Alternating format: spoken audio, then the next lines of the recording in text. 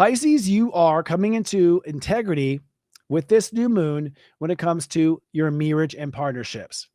It is time to love yourself and love yourself some more in the background of who you are.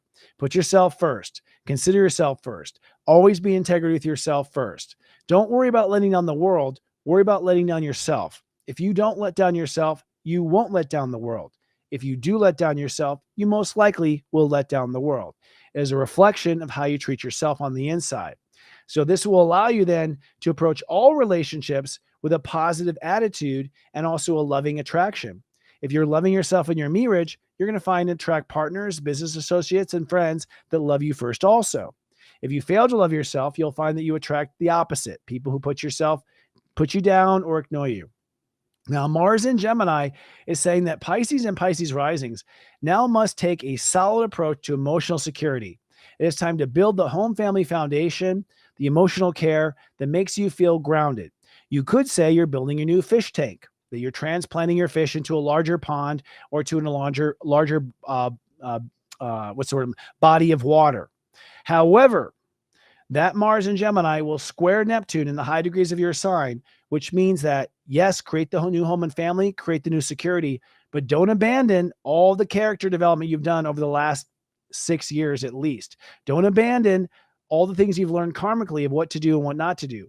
Don't allow yourself to become that old version of yourself or that old character as an excuse for being able to emotionally nurture yourself. You want to simultaneously both to nurture yourself and be authentic to yourself at the same time, and to make sure that you don't repeat patterns from your childhood when you were developing your new character.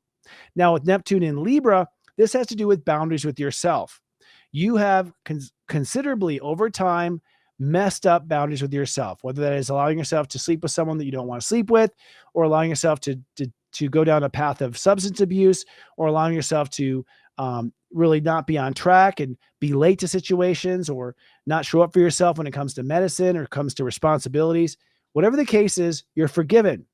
As Venus moves through the spectrum of Libra, Venus will cross, of course, Black Moon Lilith, the South Node, and Juno. And so you will face and release all the times where you let yourself down or you fail to enforce the boundary. But by the end of the week, when Venus conjoins Juno, you're going to have a new commitment to integrity and self-trust. And that self-trust, integrity, commitment comes from specific boundaries that you draw with yourself and you promise to enforce. So I do feel like you could say Pisces are patching up the leak in their fish tank. And by the end of the week, they're going to have a very strong aquarium that they can swim in. It's serious joy, joy, joy.